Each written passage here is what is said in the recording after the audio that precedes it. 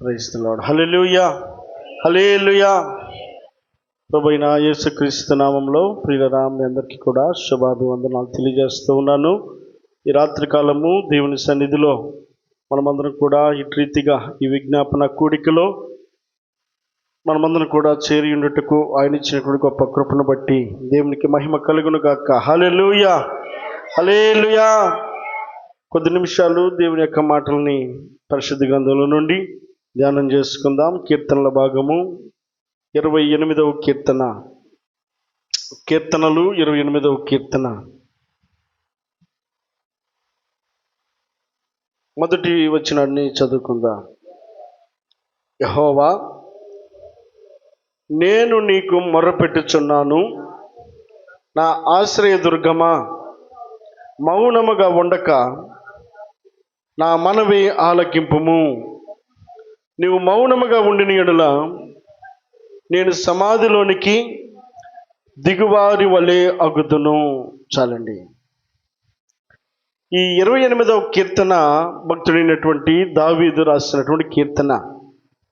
దావీదు జీవితంలో తనకున్నటువంటి గొప్ప లక్షణం ఏంటి అంటే, సమస్య వచ్చినప్పుడే కానివ్వండి, సంతోషం వచ్చినప్పుడే కానివ్వండి, పరిస్థితి ప్రతికూలతగా ఉన్నప్పుడే కానివ్వండి, కన్నీరు కార్చేటువంటి సమయంలోనే కానివ్వండి, దుఃఖముతో నిండినటువంటి సమయంలో కానివ్వండి, ఆనందంతో ఉన్న సమయంలోనే కానివ్వండి, ప్రతి సందర్భంలోనూ ప్రతి సమయంలోనూ దేవునికి ప్రార్థన చేసే అలవాటు ఉంది, దేవునికి మనవి చేసే అలవాటు ఉంది, దేవునికి తన యొక్క సంగతులన్నీ తెలియపరిచేటువంటి గుణం ఉంది. సంతోషములోనూ దేవునికి చెప్పాలన్న ఆశ కలిగిన వాడు, దుఃఖములో కూడా దేవునికి చెప్పాలన్న తపన కలిగిన వాడు. మనుషుల వైపు చూసే మనస్సు దావీదుకు కనబడినట్లుగా ఎక్కడ కూడా కనబడదు. ప్రతి విషయంలోనూ చిన్న ప్రాయము నుండే అతడు ఒంటరిగా గొర్రెలు కాస్తున్నది మొదలుకొని రాజు అయిన తర్వాత కూడా, తన కాలాన్ని ముగించే వరకు కూడా దావీదు దేవునితో సత్సంబంధాన్ని కలిగిన వాడుగా ఉన్నాడు. దేవునితో ఉన్న సంబంధాన్ని పెంపొందించుకునేవాడిగా కనబడతా ఉన్నాడు. దావీదు ప్రతి విషయాన్ని కూడా దేవునితో ముఖాముఖిగా మాట్లాడడానికి ఇష్టపడేవాడై ఉన్నాడు. చాలా సందర్భాల్లో ఇక నేను బ్రతకడానికి కూడా కష్టమనుకున్న సందర్భాల్లో కూడా దేవుని వైపు చూసి ఆదరణ పొందినటువంటి సందర్భాలు ఎన్నో ఉన్నాయి. శత్రువులు తరిమినప్పుడు దేవుని వైపు చూశాడు, సంతోషం కలిగినప్పుడు దేవుని వైపు చూశాడు. ప్రతి పరిస్థితుల్లోనూ దేవుణ్ణి ఆధారం చేసుకున్నటువంటి దావీదు జీవితంలో ప్రతికూల సమయం ఏర్పడింది. ఎలాంటి ప్రతికూలత అనంటే, ఒకప్పుడు సౌలు తరిమాడు. సౌలు ద్వారా అనేక దినాలు, అనేక సంవత్సరాలు అరణ్యంలో తిరిగాడు. అనేక పరిస్థితుల్లో దేవుని వైపు చూస్తూ సౌలుకు దూరంగా జీవించినటువంటి దినాలు ఎన్నో ఉన్నాయి. సౌలు దావీదు మీద విషపు చూపు నిలిపి దావీదును తరుముతూ ఉండగా దావీదు పారిపోయినట్లుగా చూస్తూ ఉన్నా. ఇక్కడ ఈ 28వ కీర్తన రాయడానికి గల ఉద్దేశం ఏంటి అంటే, దావీదు జీవితంలో కలిగినటువంటి కష్టం ఏంటి అంటే, ఈ మాటలు పలకడానికి దావీదు హృదయంలో కలిగి ఉన్నటువంటి బాధ, నిట్టూర్పు కారణం ఏంటి అంటే, తన కుమారుడైనటువంటి అబ్షాలోము అనబడేటువంటి ఒక వ్యక్తి ఉన్నాడు. కుమారుడని పిలువబడతా ఉన్నాడు, దావీదు తండ్రిగా పిలువబడతా ఉన్నాడు. ఈ అబ్షాలోము అనబడేటువంటి వ్యక్తి చాలా సౌందర్యవంతుడు. చదువుదాం 2వ సమూయేలు గ్రంథం, 2వ సమూయేలు గ్రంథం 15వ అధ్యాయం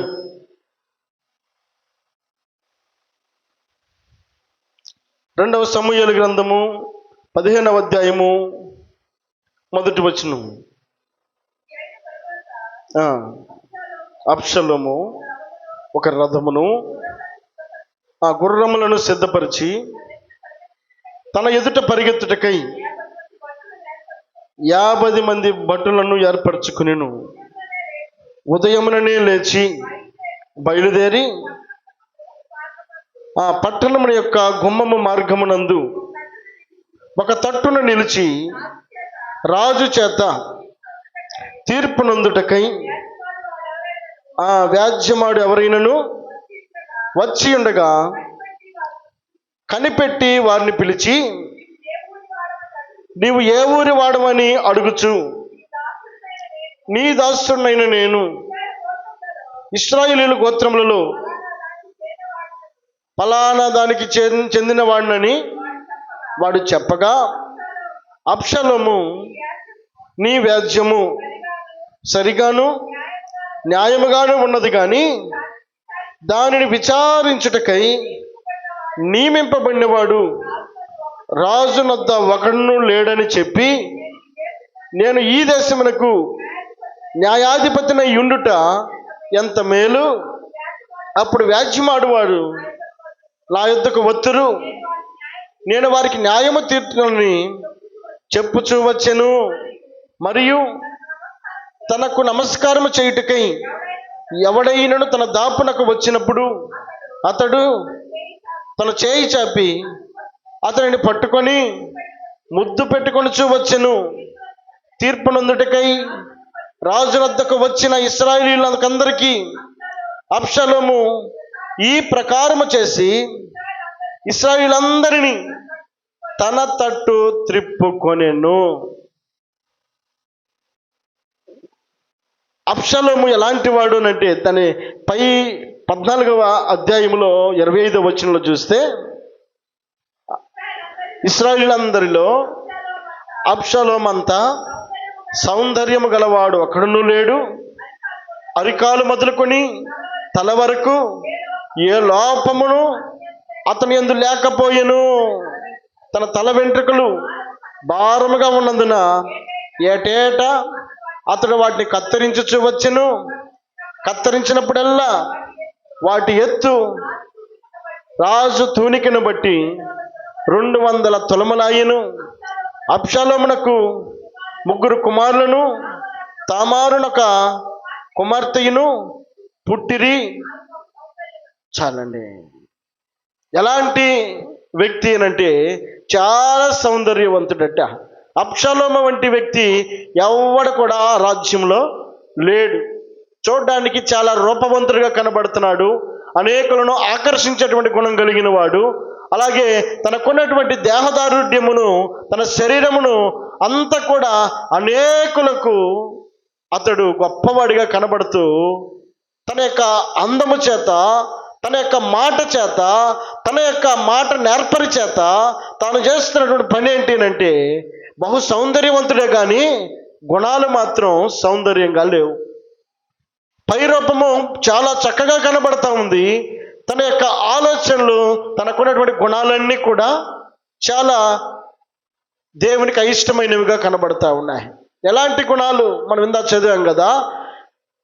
దావీదు అనబడేటువంటి రాజు దగ్గర కుమారుడైనటువంటి అబ్షాలోము తన తండ్రి దగ్గర మాట మంచి కోసం అక్కడ నిలబడి ఉన్నాడు. తండ్రికి మేలు చేయడానికి అతడు ఉపయోగపడాలి. తండ్రికి కీడు చేయడానికి అతడు ఉపయోగపడకూడదు. ఇప్పుడు నేనున్నాను అనుకోండి, మా నాన్న నన్ను నమ్మి ఇక్కడ బాధ్యతను అప్పగించాడు అనుకో, నేను నమ్మకంగా ఈ బాధ్యతను సక్రమంగా నిర్వర్తించి నాన్నకు ఘనత తీసుకొచ్చే వ్యక్తిగా నేను మరలా తిరిగి ఆయన చేతిలో పెట్టాలి. కానీ ఆయనకు అపకీర్తి తెచ్చే వ్యక్తిగా నేను తీసుకున్నటువంటి ఆ పనిని నమ్మక ద్రోహం చేయడానికి నేను పూనుకోవడం అది నాకు ఆశీర్వాదం కానే కాదు. కానీ అబ్షాలోము యొక్క గుణం ఎలాగుంది అంటే, తండ్రి ఏమో రాజ్యాన్ని పరిపాలిస్తూ ఉన్నాడు, రాజుగా ఉన్నాడు. కానీ ఆ రాజ్యాధికారిగా ఉన్నటువంటి ఆ రాజు దగ్గరికి అనేకులు తమ కష్టాలను చెప్పుకోవాలని, వారి బాధలను చెప్పుకోవాలని, వారి సమస్యలను చెప్పుకోవాలని, వారి ఇబ్బందులను చెప్పుకోవాలని అందరూ కూడా ఆ రాజ్యంలో ఉన్నటువంటి ఆ న్యాయాధిపతి అయినటువంటి రాజు అయినటువంటి దావీదు దగ్గరికి రావడానికి వారందరూ కూడా వస్తూ ఉన్నారు. దాని దగ్గర కలుసుకుని కూర్చున్నాడు ఈ అబ్షాలోము అనబడే వ్యక్తి. ఏం చేయాలి? ధైర్యం చెప్పి వారందరినీ కూడా రాజు అయినటువంటి దావీదు దగ్గరికి పంపించాలి.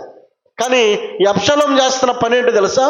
ఎవరైతే సమస్యతో వచ్చారో, కష్టంతో వచ్చారో, ఇబ్బందితో వచ్చారో వారందరినీ కూడా రాజు అయినటువంటి దావీదేమో లోపల ఉన్నాడు, బయట కూర్చున్నటువంటి, బయట ఉన్నటువంటి ఈ అబ్షాలోము అనబడేటువంటి వ్యక్తి, కుమారుడైనటువంటి వ్యక్తి, తండ్రికి నమ్మకంగా పనిచేయాల్సినటువంటి వ్యక్తి ఏం మాట్లాడుతున్నాడు తెలుసా? తన నోటి మాట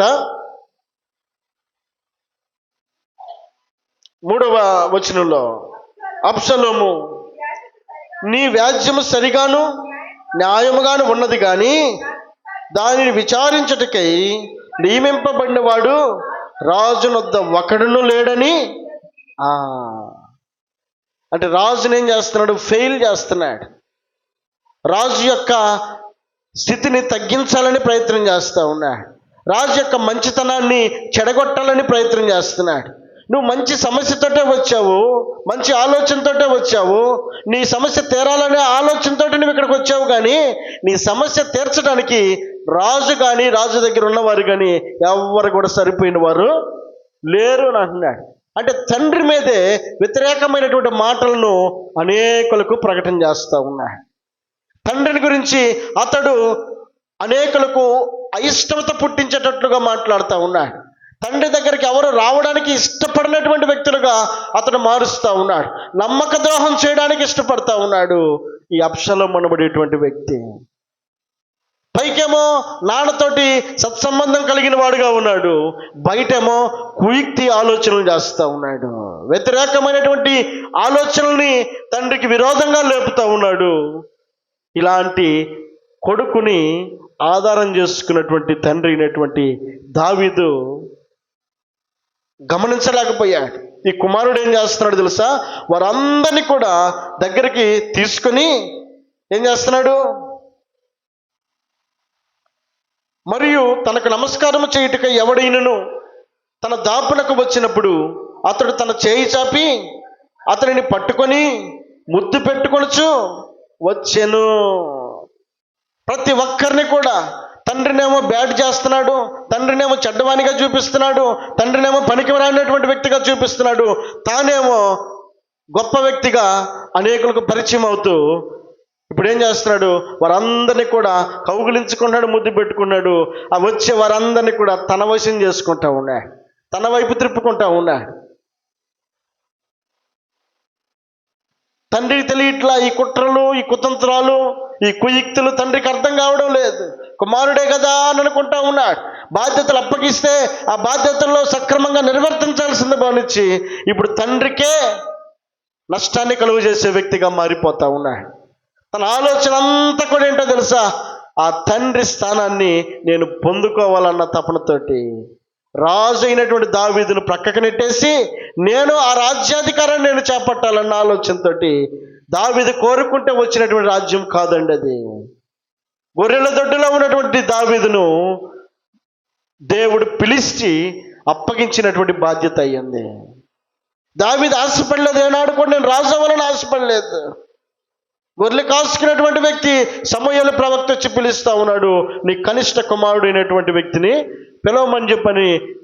కనబడిన ప్రతి వ్యక్తిని కూడా దేవుడు కోరుకోలేదు, కానీ దూరముగా ఇంకా అప్పటికి రాకపోయినప్పటికీ అతడు వచ్చే వరకు ఎదురు చూసి అతన్ని అభిషేకించడానికి దేవుడు ఇష్టపడినటువంటి పరిస్థితుల్లో దావీదు ఆ స్థానానికి రాగలిగాడు. కానీ అబ్షలోము ఏమంటాడు?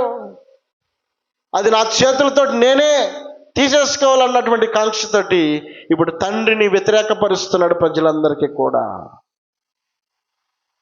ఈ పరిస్థితులన్నిటి కూడా రాను రాను రాను రాను రాను రాను ప్రజలందరికీ కూడా రాజు అయినటువంటి దావీదు మీద కోపాన్ని తెప్పించే వ్యక్తిగా మారిపోయాడు.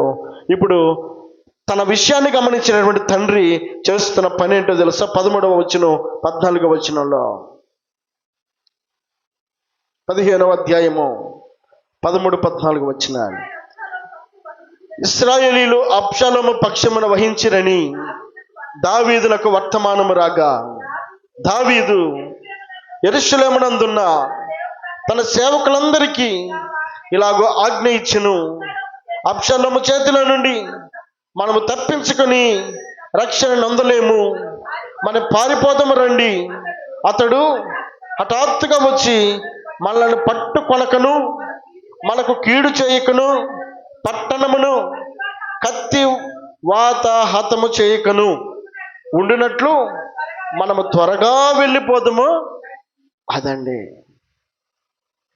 కుమారుడు శత్రువై తండ్రి మీద పన్నినటువంటి ఆ కుట్రలో తండ్రి ఏం చేస్తున్నాడు? అబ్షలోము నుండి పారిపోవడానికి ప్రయత్నం చేస్తున్నాడు. అబ్షలోము దేనికైనా తెగించడానికి ఇష్టపడిన వాడుగా ఉన్నాడు. తండ్రి ఏమో మమకారంతో కుమారుని ఎదుర్కొని కుమారునితో పోట్లాడడం అతనికి ఇష్టం లేక, ఎవరైనా చూసినా కూడా ఏమనుకుంటారు అన్నటువంటి సిగ్గుతోటి ఇప్పుడు తండ్రి ఏం చేస్తాడు, కుమారుడితో ఎదురాడడానికి ఇష్టపడక, కుమారుడేమో రాజ్యాన్ని స్వతంత్రించుకోవాలని ప్రజలందరినీ తన వైపు తిప్పుకొని కుమారుడు ప్రయత్నం చేస్తుంటే, తండ్రి ఏమో సిగ్గుకు తల ఉంచి పారిపోవడానికి ఇష్టపడి అతడు యోధ అరణ్యమునకు వెళ్ళిపోయిన వాడిగా ఉన్నాడు. దేవునికి స్తోత్రం చెల్లిద్దాం. హల్లెలూయా. ఇలాంటి పరిస్థితి తన యొక్క జీవితంలో మింగుడు పడినటువంటి పరిస్థితి. ఎవరికైనా చెప్పుకుందామా, కుమారుడే శత్రువు అయ్యాడు, అది ఎవరికి చెప్పుకునే పరిస్థితి కాదు. ఇదిగో దూరపు వ్యక్తి అయినటువంటి సౌలే తరిమితేనే మనుషుల సహాయం కోరు కనుక దేవుని సహాయం కోరుకున్నాడు. ఇంట్లో వ్యక్తి శత్రువు అయితే ఇంకెవరికి చెప్పుకోగలడు? ఇప్పుడు ఏం చేస్తున్నాడు తెలుసా? దేవునికి మొరపెట్టడానికి ఇష్టపడుతూ రాసినటువంటి కీర్తన 28వ కీర్తన చదువుదాం మాట. మొట్టమొదటి వచనం, యెహోవా నేను నీకు మొర్ర పెట్టుచున్నాను.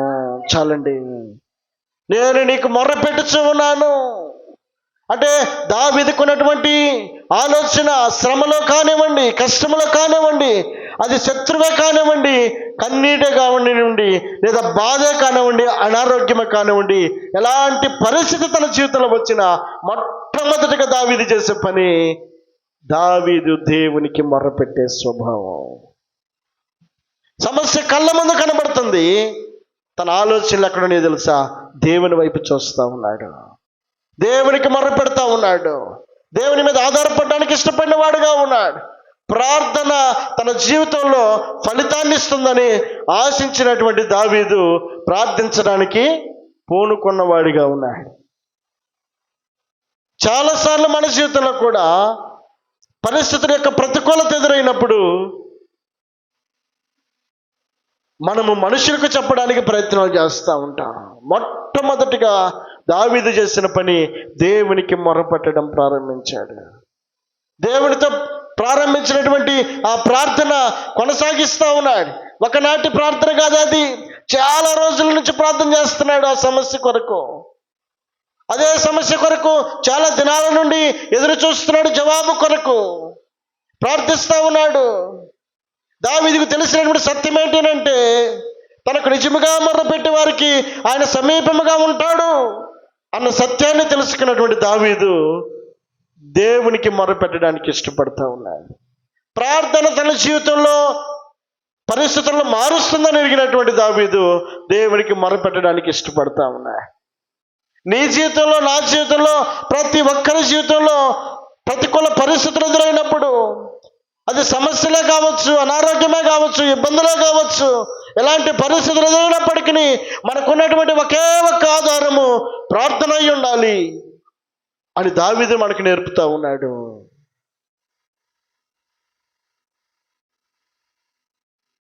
ప్రార్థన మన పరిస్థితులు మార్చగలదు అని నీవు నేను ఎరిగి ఉండాలని దేవుడు కోరుకుంటున్నాడు.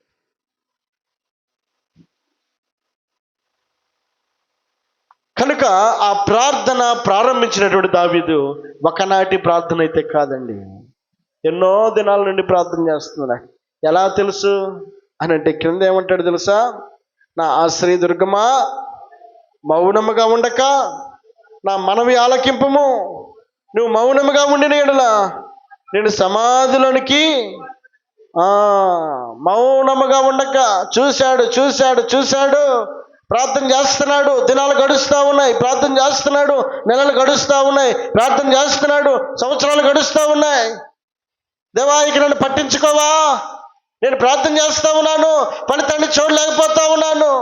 నేను ప్రార్థన చేస్తూ ఉన్నాను, నా యొక్క పరిస్థితులు ఇంకా మారడం లేదు అని ఒకవేళ అతడు కలత చెంది ఉండొచ్చేమో.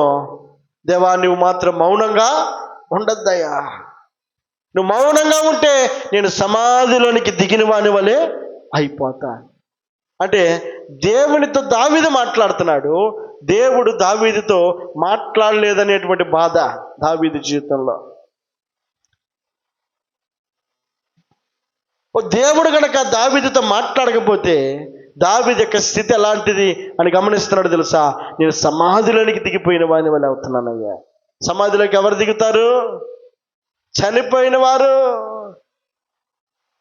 వారికి మన మాటలు వినబడతాయా? లేకపోతే ఆ వ్యక్తి మనతో మాట్లాడగలుగుతాడా? ఇప్పుడు దావీదు ఏం కోరుకున్నాడు తెలుసా? నువ్వు మాట్లాడితే నేను బ్రతుకుతానయ్యా, నువ్వు మాట్లాడితే నాకు జీవం వస్తుంది, నువ్వు మాట్లాడితే నా పరిస్థితులు మారుతాయి, నువ్వు మాట్లాడితే నా స్థితిగతులు మారుతాయి అని దావీదు కోరుకుంటున్నాడు. నేను మాట్లాడుతున్నాడు దినాల బడి, నెలల బడి, సంవత్సరాల బట్టి. నీవు మాట్లాడు నాయనా అని చెప్పని కోరుకుంటాడు. నువ్వు మౌనంగా ఉంటే నేను చనిపోయిన వానిగా ఆలోచన చేసుకున్నా. నాతో ఎవరున్నారు మాట్లాడడానికి? నీవు తప్ప. నాకు ఈ లోకంలో ఏది అక్కర్లేదని నిన్నే నమ్ముకొని నేను నీ వైపు చూస్తా ఉన్నాను. నీకు నువ్వు మాట్లాడకపోతే నాతో ఎవరు మాట్లాడతారు? మనుషులను ఆధారం చేసుకుని నీ వైపు చూస్తలేను కదా, నేను నిన్నే ఆధారం చేసుకుని నీ వైపు చూస్తా ఉన్నాను. నిన్నే ఆధారం చేసుకుని నీకు మొరపెడతా ఉన్నాను. నాకు మొరపెట్టము, నేను నీకు ఉత్తరం ఇస్తానని సెలవిచ్చావు. నిజముగా మొరపెట్టడానికి సమీపముగా ఉంటానన్నావు. కనుక నీవు నాతో మాట్లాడు అని అంటున్నాడు. దేవుని యొక్క మాట కోసం దావీదు ఎదురు చూస్తున్నాడు. దేవుని యొక్క మాట మన జీవితాల్లో పరిస్థితులను మారుస్తుంది. కీర్తన భాగంలో ఒక మాట ఉంది, చదువుదాం. 119వ కీర్తన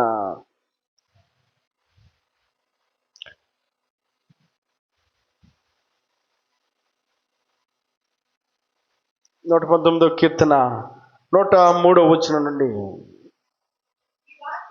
నీ వాక్యములు నా జిహ్వకు ఎంతో మధురములు, అవి నా నోటికి తేనె కంటే తీపిగా ఉన్నవి. నీ ఉపదేశము వలన నాకు వివేకము కలిగెను, తప్పు మార్గములన్నీ నాకు అసహ్యములాయెను. నీ వాక్యము నా పాదములకు దీపము, నా త్రోవకు వెలుగునై ఉన్నది. దేవా, నీవు మాట్లాడు నాయనా. నీ మాట నా పాదములకు దీపమయ్యా. నీ మాట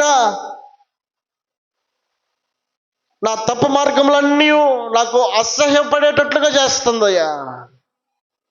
నేను నడిచేటువంటి త్రోవలన్నీ సరైనదేదో సరైనది కానిదేదో తెలుపుతుంది. నువ్వు మాట్లాడితే నా పాదములకు దీపముగా మార్చబడుతుంది. ఇప్పటి వరకు నేనున్నటువంటి పరిస్థితుల్లో మార్చగలిగింది నీ మాటే అని భక్తుడు కోరుకుంటా ఉన్నాడు. దేవుడు మాట్లాడితే పరిస్థితులు మారుతాయని ఎరిగినటువంటి దావీదు అంటాడు, నువ్వు మౌనంగా ఉండద్దయ్యా. దేవుడు మౌనంగా ఉంటే జక్కయ్య మార్చబడగలుగుతాడా? జక్కయ్య మేడి చెట్టెక్కి పైన కూర్చున్నాడు, కానీ దేవుడు తన పని తాను చేసుకుంటూ మౌనంగా వెళ్ళిపోయాడు అనుకోండి, జక్కయ్య తన స్థితిని మార్చుకోగలుగుతాడా? ఇప్పుడు దేవుడు ఏమంటున్నాడు? యేసు ప్రభువుల వారు వెళ్తూ ఏమంటున్నాడు? పైకెత్తి కన్నులెత్తి చూసి, జక్కయ్య నువ్వు కిందకి దిగిరమ్ము, నేడు నేను నీ ఇంట ఉండవలసింది. ఆయన మాట్లాడాడు, జక్కయ్య యొక్క స్థితిగతులు మారిపోయినాయి. ఆయన మాట్లాడితే పరిస్థితులు మార్పు కనబడుతుంది. అందుకే దావీదు అంటాడు, దేవా నీవు మౌనంగా ఉండద్దయ్యా, నువ్వు మాట్లాడు. ఆయన మాట్లాడకపోతే కానా వివాహంలో నీటిని ద్రాక్షరసముగా మార్చబడతాయా? ఆయన ఏమంటాడు? తల్లి ఏమంటుంది? అయ్యా ద్రాక్షరసం అయిపోతా ఉందనంటే, అమ్మా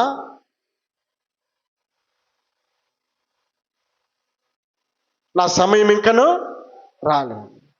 7వ వచనంలో ఏమంటాడు తెలుసా? మీరు ఆ రాతి బాణలను అక్కడ పెట్టి వాటిని నీటితో, ఆ బాణలు నీళ్లతో, ఎవరు చెప్పారు ఈ మాట? యేసు ప్రభుల వారు చెప్పారు. ఆయన పలుకుతున్నటువంటి మాట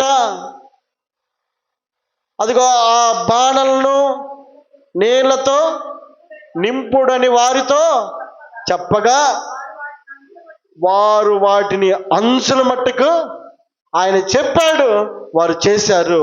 ఆయన మాట అక్కడ ఉన్నటువంటి కానా వివాహంలో ఆ నీటిని ద్రాక్షరసముగా మారిపోయింది. ఆయన మాట్లాడితే స్థితిగతుల్లో మార్పులు కనబడతాయి. ఆయన మాట్లాడితే అరణ్యములో నీటి బొగ్గలను పుట్టించగలడు. ఆయన మాట్లాడితే సముద్రమును ఆరణ్యాలుగా మార్చగలడు. ఆయన మాట జీవపు ఓట. ఆయన మాట్లాడితే పరిస్థితుల్లో మార్పు కనబడుతుందని ఎరిగినటువంటి దావీదు అంటాడు, దేవా నువ్వు మౌనంగా ఉండద్దయ్యా, నువ్వు మౌనంగా ఉంటే నా స్థితిగతుల్లో మార్పు కనబడదు నాయన. ఒక మాట చెప్పుమో ప్రభువా,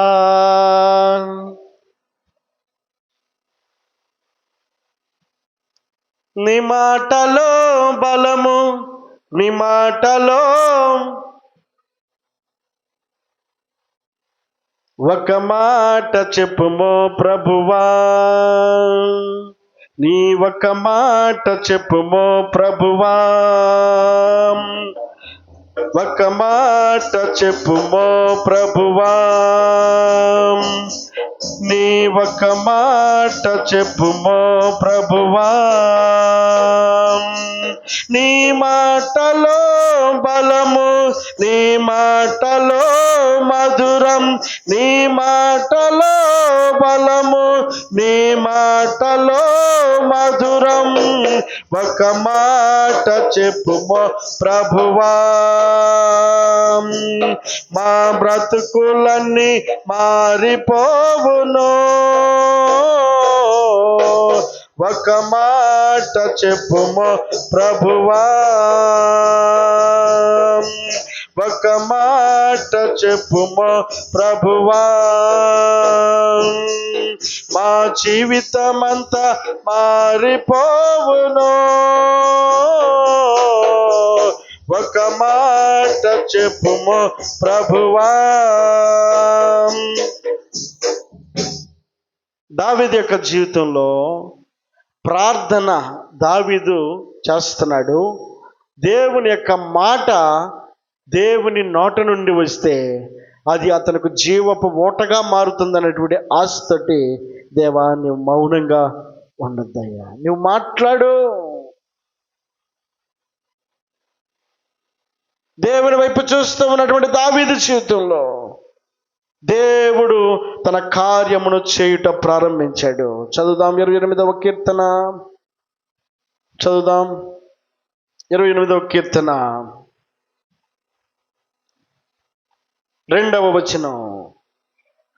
నేను నీకు మొర్రపెట్టినప్పుడు, నీ పరిశుద్ధాలయం వైపు నా చేతులు ఎత్తినప్పుడు, నా విజ్ఞాపన ధ్వని అదండి. 2 చేతులు పైకెత్తి దేవునికి మొర్ర పెడుతున్నాడు.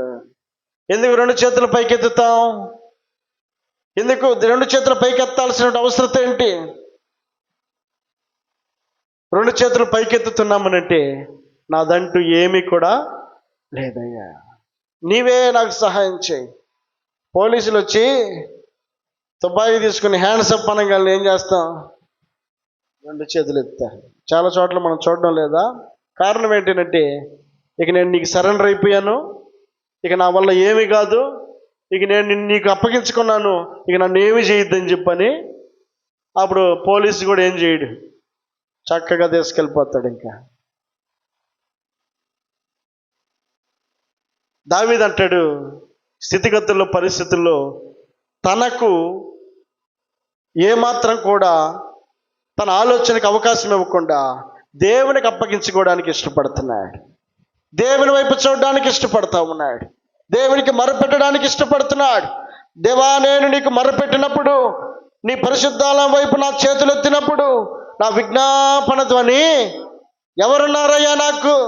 నా మాట ఆలకించుటకు నీవే, నిన్నే నేను ఆధారం చేసుకుని ఉన్నాను. నీవే నాతో మాట్లాడు, నీవే నా మొరను విను.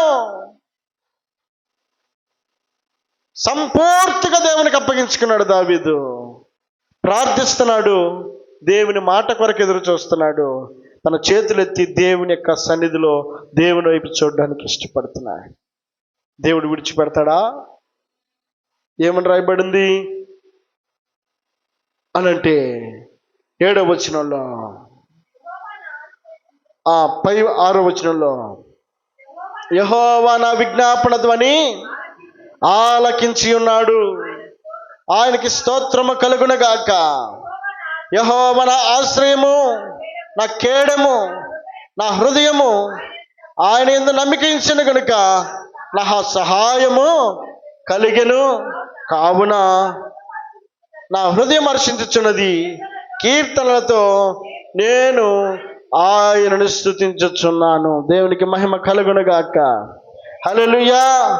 కన్నీటితో ప్రార్థన ప్రారంభించినటువంటి దావీదు,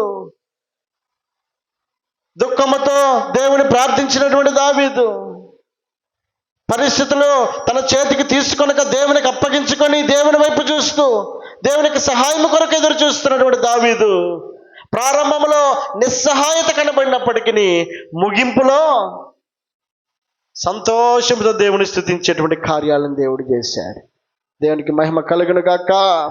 హల్లెలూయా. యెహోవా నా విజ్ఞాపన ఆలకించి ఉన్నాడు. అది శత్రువే కావచ్చు, అనారోగ్యమే కావచ్చు, పరిస్థితుల్లో ప్రతికూలతే కావచ్చు, ఎలాంటి పరిస్థితులు మన జీవితంలో కనబడినప్పటికీ మనం అప్పగించుకున్న విధానమును బట్టి, మనం సరెండర్ అయిన విధానమును బట్టి, మనము ఆయన కొరకు ఎదురు చూసిన విధానమును బట్టి భక్తుడు అంటాడు, యెహోవా నాకు ఆశ్రయము, నా కేడము, నా హృదయము ఆయన యందు నమ్మిక ఉంచిన గనుక నాకు సహాయము. అదండి సహాయము కలుగుటకు నమ్మిక ఉంచాడట. నమ్మిక, నమ్ముట నీ వలనైతే సమస్తము సాధ్యమే. తనకు మొరపెట్టు వారికి ఆయన ఫలము దయచేయవాడు అనియు మనము నమ్మవలను కదా అని హెబ్రీయుల పత్రికలు అంటాడు. మనం ప్రార్థిస్తూ ఉన్నటువంటి దేవుడు, మనం మొరపెడుతూ ఉన్నటువంటి దేవుడు మనకు సహాయం చేస్తాడన్న నమ్మిక నీవు నేను కలిగి ఉండగలిగితే దేవుడు మన నమ్మికను వమ్ము చేసేవాడు కాదండి. కనుక ఈ రాత్రికాల సమయంలో దావీదు జీవితంలో ఎదురైనటువంటి పరిస్థితి, అది కుటుంబం ద్వారా కావచ్చు, శత్రువు ద్వారా కావచ్చు, ప్రతికూల పరిస్థితులు తన జీవితంలో ఎదురవటమే కావచ్చు, ఈ రాత్రికాల సమయంలో నీ జీవితంలో నీవు ఏ శత్రువుతో పోరాడుతున్నావో, నువ్వు దేని కొరకు నువ్వు ప్రయాసపడుతున్నావో, దేన్ని ఎదుర్కొంటూ నీవు శ్రమ పడుతూ ఉన్నావో, నీ శ్రమలన్నిటిలో ఆయన చక్కటి మార్గాన్ని చూపడానికి నీవు నేను ఆయన యందు నమ్మిక ఉంచగలిగితే ఆయన మనకు సహాయం చేయుటకు ఆయన తోడైండే దేవుడయ్యండి. తలలో మంచిదా. దేవుడు చెప్తున్నటువంటి రాత్రికాల సమయంలో ఆయన